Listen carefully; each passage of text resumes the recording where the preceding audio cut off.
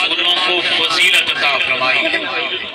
یہاں پر سب سے پہلے یہ بات ذہن نشین رہے، کم و بیش اللہ رب العالمین نے 1,24,000 انبیاء کرام مبعوث فرمائے ہیں، جن میں سے 313 رسول ہیں۔ اللہ رب العالمین کو بعض رسولوں کو ہم نے بعض رسولوں پر فضیلت عطا فرمائی ہے، اور رسول ہیں 313۔ کتنے رسول ہیں؟ ان میں سے پہلے رسول کو اللہ رب العالمین نے جو فضیلت، جو عزت، جو عظمت، جو وقار عطا فرمایا ہے، وہ دوسرے رسول کو نہیں فرمایا۔ یہاں تک کہ جو پہلے رسول کی عظمت اور وقار ہے وہ دوسرے کو نہیں، جو دوسرے کا ہے وہ تیسرے کا نہیں، جو تیسرے کا ہے وہ چوتھے کا نہیں، جو چوتھے کا ہے وہ پانچویں کا نہیں، یہاں تک کہ جو پانچویں کا ہے وہ 50ویں کا نہیں، جو 50ویں کا ہے وہ 100ویں کا نہیں، جو 100ویں کا ہے وہ 200ویں رسول جیسا نہیں، اور جو 200 رسول جیسا ہے وہ 312 رسول جیسا نہیں، اور 312 رسول کا جو مقام اور مرتبہ ہے وہ 313 رسول جیسا مقام اور مرتبہ نہیں ہے۔ اور یاد رکھیں جو 313 رسول کا مقام اور مرتبہ ہے وہ اللہ رب العالمین نے اس رسول کے مقام کی انتہا کو پیدا ہی نہیں فرمایا۔ اسی لیے خواجہ حضرت بایزید بستامی علیہ الرحمہ نے حضرت خواجہ نقشبند علیہ الرحمہ کی پوری تقریر نقل فرمائی۔ وہ فرماتے ہیں کہ اللہ رب العالمین کے جو برگزیدہ بندے ہیں، جو نیک اولیاء صالح بندے ہیں، جہاں ان کے مقام کی انتہا ہوتی ہے وہاں سے اللہ رب العالمین کے نیک اور اعلی جو صالح بندے ہیں، جو اولیاء کرام ہیں، عام بندوں سے ان سے جہاں ان کے مقام کی انتہا ہوتی ہے وہاں سے ان کے مقام کی ابتدا شروع ہوتی ہے۔ اور فرمایا کہ جہاں اولیاء کرام کے مقام کی انتہا ہوتی ہے وہاں پر اللہ رب العالمین کے جو شہداء ہیں ان کے مقام کی ابتدا شروع ہوتی ہے۔ جہاں پر ان کے مقام کی انتہا ہوتی ہے وہاں سے صدیقین کے مقام کی ابتدا شروع ہوتی ہے۔ جہاں صدیقین کے مقام کی انتہا ہوتی ہے وہاں انبیاء کرام علیہ السلام کے مقام کی ابتدا شروع ہوتی ہے۔ جہاں انبیاء کرام کے اور علی انبیاء کرام جو عام انبیاء ہیں ان کے مقام کی انتہا ہوتی ہے وہاں سے اولو العزم رسولوں کے مقام کی ابتدا شروع ہوتی ہے۔ اور جہاں پر اولو العزم رسولوں کے مقام کی انتہا ہوتی ہے وہاں سے جناب حضرت محمد مصطفیٰ صلی اللہ علیہ وسلم کے مقام کی ابتدا شروع ہوتی ہے۔ اور یاد رکھیں میں نے پہلے یہ جملہ بولا ہے کہ اللہ رب العالمین نے جناب حضرت محمد مصطفیٰ صلی اللہ علیہ وسلم کے مقام کی انتہا کو پیدا ہی نہیں فرمایا۔ اسی لیے میرے امام نے یہ کہا تھا سب سے اولا والا ہمارا نبی، سب سے اولا والا ہمارا نبی، سب سے اولا والا ہمارا نبی، سب سے اولا والا ہمارا نبی، ایک بار پڑھیے سب سے اولا والا ہمارا نبی، سب سے اولا والا ہمارا نبی، سب سے بالا والا ہمارا نبی۔ کیا خبر کتنے تارے گرے چھپ گئے پر نہ ڈوبے، نہ ڈوبا ہمارا نبی۔ آج تو ہر کوئی گانا واجا اٹھ کے یہ کہتا ہے کہ میں نبی کی طرح ہوں، لیکن رب قرآن میں یہ فرمائے کہ کوئی میرے نبی کی طرح نہیں ہے۔ میں نے ایک رسول کو ایک رسول سے بڑھ کر مقام عطا فرمایا ہے، اور جو میرے پیارے محبوب کا مقام ہے وہ کسی اور نبی کو نہیں بھیجا بلکہ عطا فرمایا۔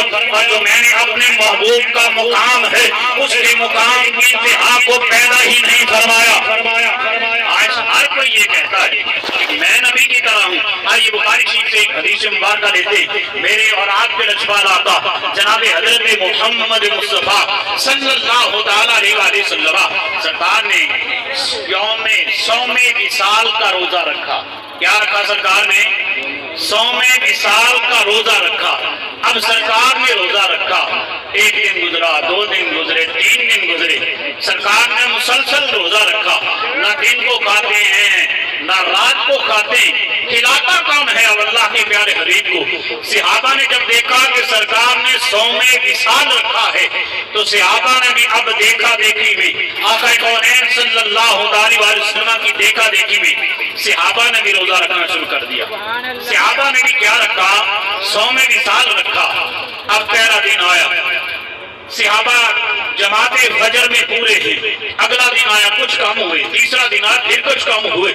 دن گزرتے جا رہے ہیں، صحابہ کی تعداد میں کمی ہوتی جا رہی. کیوں کہ بھوک کی وجہ سے کوئی یہاں پڑا ہے تو کوئی وہاں پڑا ہے. اتنی کمزوری آ گئی، نکاہت آ گئی جسم میں. اب سرکار دو عالم صلی اللہ تعالیٰ علیہ وآلہ وسلم سرکار نے دیکھا کہ صحابہ کی تعداد میں کمی ہو رہی ہے، نمازیوں کی تعداد میں کمی ہو رہی ہے. جب معلوم کرنے پر پتا چلا کہ صحابہ نے بھی آپ کو دے کے صوم وصال رکھنا شروع کر دیا. اب سرکار نے بلال حبشی سے کہا بلال جاؤ گلیوں میں سب کو بلاؤ. اب حضرت بلال حبشی جاتے ہیں، سب کو بلاتے ہیں، سب صحابہ آتے ہیں. سرکار فرماتے ہیں میرے صحابہ تمہیں کس نے کہا روزہ رکھو؟ کہا یا رسول اللہ آپ نے رکھا ہے تو ہم نے چاہا کہ ہم بھی رکھ لیں. سرکار نے فرمایا ایکم مثلی، ہے کوئی تم میں ایسا جو ہو میرے جیسا؟ اسی لیے میرے امام نے کہا تھا نا کہ سب سے اولا اعلیٰ ہمارا نبی، سب سے بالا ہمارا نبی.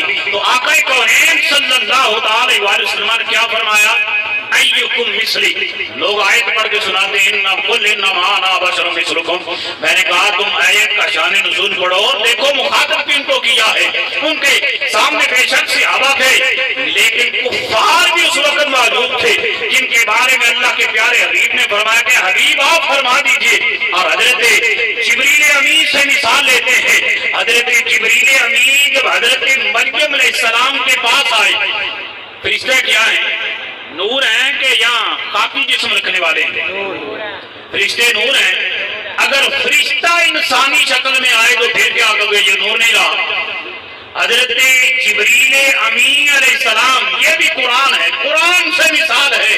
حضرت جبریل امین کہاں آئے؟ حضرت مریم علیہ السلام کے پاس. قرآن فرماتا ہے باسل اللہ بشرا سویا. اس صورت میں، انسانی صورت میں، انسانی جسم دے کر رب العالمین نے حضرت مریم علیہ السلام کے پاس بھیجا. اگر حضرت جبریل امین ہو نور، اللہ انہیں انسانی جسم دے کے بھیجے تو وہ تب بھی نور ہی رہتے ہیں. اور آقا کونین صلی اللہ تعالیٰ علیہ وآلہ وسلم کو رب جسم اطہر کے ساتھ بھیجے، جسم خاکی دے کے بھیجے تو وہ نور کیوں نہیں رہتے؟ اور کسی نے کیا خوب کہا تھا کہ دن راتی کوئی بشر آکھے کوئی نور آکھے، کوئی بشر آکھے کوئی نور آکھے، دن راتی یہ ہو چھوڑ ڈٹھا. حضرت عظیم البرکت نے اسی لیے کہا تھا نا سب سے اولا ہو آلہ ہمارا نبی، سب سے اولا ہو آلہ ہمارا نبی، سب سے اولا ہو آلہ ہمارا نبی، سب سے اولا. کیوں نہیں رہے؟ ڈر لگ رہا ہے اور بولن میں ڈیاں ڈرن تسی دے. بولو سب سے اولا ہمارا نبی، سب سے اولا ہمارا نبی، سب سے اولا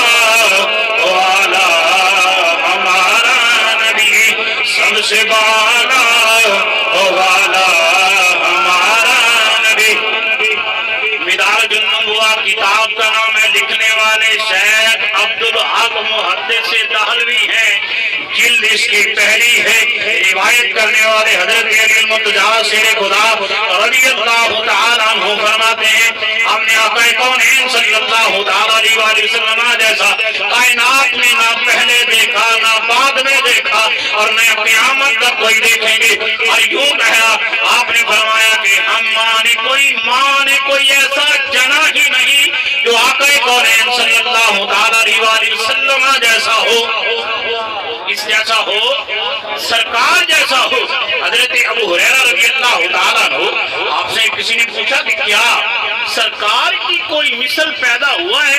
آپ نے فرمایا نہیں، ہم نے سرکار کی مثل کائنات میں کوئی دیکھا ہی نہیں ہے، نہ سرکار جیسا کائنات میں کوئی پہلے آیا ہے اور نہ ماں کوئی قیامت تک جنے گی۔ اور اسی لیے حضرت جابر بن سامورہ رضی اللہ تعالیٰ عنہ آقا کونین صلی اللہ علیہ وسلم کی بارگاہ عالی مرتبت میں حاضر ہیں، کیا دیکھتے ہیں؟ کبھی آسمان کے چاند کی طرف دیکھتے ہیں، کبھی سرکار کی طرف دیکھتے ہیں، اور بالآخر بار بار دیکھنے کے بعد کیا کہتے ہیں؟ فرمایا کہ آقا کونین صلی اللہ علیہ وسلم کو دیکھنے کے بعد آپ اس نتیجے پر پہنچتے ہیں، اس نتیجے پر فرماتے ہیں